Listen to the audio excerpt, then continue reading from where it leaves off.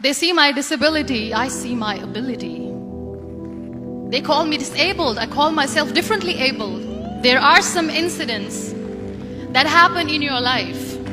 Those incidents break you, deform you, but they mold you into the best version of you. And the same thing happened to me. I was 18 years old when I got married. My father wanted me to get married. And all I said was, if that makes you happy, I'll say yes. And of course, it was never a happy marriage.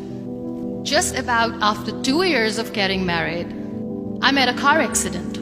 Somehow my husband fell asleep and the car fell in the ditch. He managed to jump out, saved himself. I'm happy for him. But I stayed inside the car and I sustained a lot of injuries. The list is a bit long, don't get scared. The wrist was fractured. Shoulder bone and collarbone were fractured.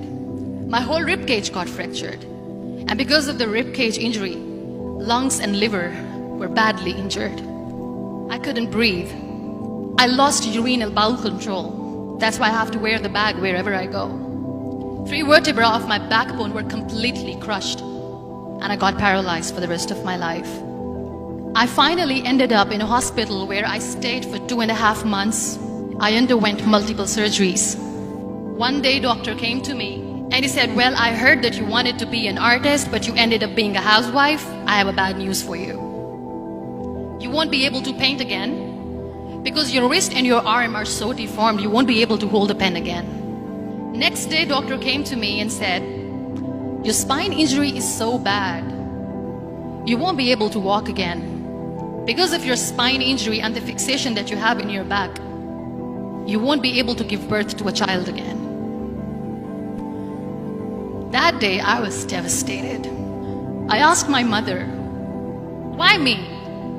And that is where I started to question my existence. Why am I even alive? And that is where I realized that the words have the power to heal the soul. My mother said to me, this too shall pass. God has a greater plan for you. I don't know what it is, but He surely has. And in all that distress and grief, somehow or the other, those words were so magical that they kept me going. One day I asked my brothers, I know I have a deformed hand, but I'm tired of looking at these white walls in the hospital and wearing these white scrubs. I'm getting tired of this. I want to add more colors to my life. I want to do something. Bring me some colors. Bring me some small canvas. I want to paint. So the very first painting I made was on my deathbed, where I painted for the very first time. It was not just an art piece or just my passion. It was my therapy. And then I was discharged and I went back home. And I went back home and I realized that I have developed a lot of pressure ulcers on my back and on my hip bone. I was unable to sit. There were a lot of infections in my body, a lot of allergies. So doctors wanted me to lie down on the bed straight for not 6 months, for not 1 year, for 2 years. I was bedridden, confined in that one room, looking outside the window, listening to the birds chirping and thinking maybe there will be a time when we'll be going out with the family and enjoying the nature. That was the time where I realized how lucky people are. That is the time where I realized that the day I'm going to sit, I'm going to share this pain with everyone to make them realize how blessed they are, and they don't even consider them lucky. That day I decided that I'm going to fight my fears. We all have fears.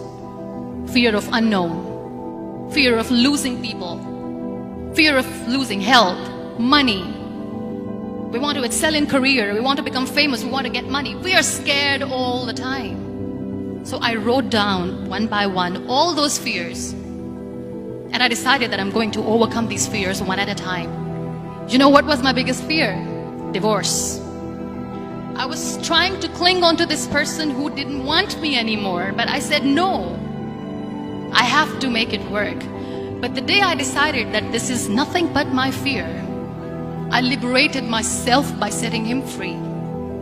And I made myself emotionally so strong that the day I got the news that he's getting married, I sent him a text that I'm so happy for you and I wish you all the best. And he knows that I pray for him today.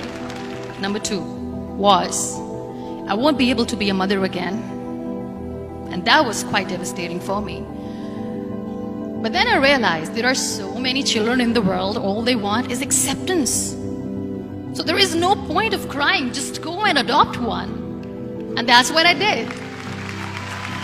People think that they will not be accepted by the people because we, in the world of perfect people, are imperfects. So I decided that instead of starting an NGO for disability awareness, which I know will not help anyone, I started to appear more in public. I started to paint. I decided that I'm going to join the national TV of Pakistan as an anchor person. And I've been doing a lot of shows for the last 3 years. I became the National Goodwill Ambassador for UN Women Pakistan. And now I speak for the rights of women, children. We talk about inclusion, diversity, gender equality, which is a must. Every time I go in public, I always smile. It's always a big toothy smile on my face. And people ask me, don't you get tired of smiling all the time? What's the secret? I always say one thing, that I have stopped worrying about the things that I have lost, the people that I have lost. Things and people who were meant to be with me are with me. And sometimes, somebody's absence makes you a better person. Cherish their absence. It's always a blessing in disguise. Live your life fully.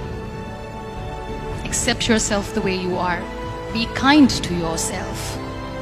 Be kind to yourself. I'll repeat, be kind to yourself, and only then you can be kind to others. Love yourself and spread that love. Life will be hard. There will be turmoils, there will be trials, but that will only make you stronger. So when you accept yourself the way you are, the world recognizes you. It all starts from within.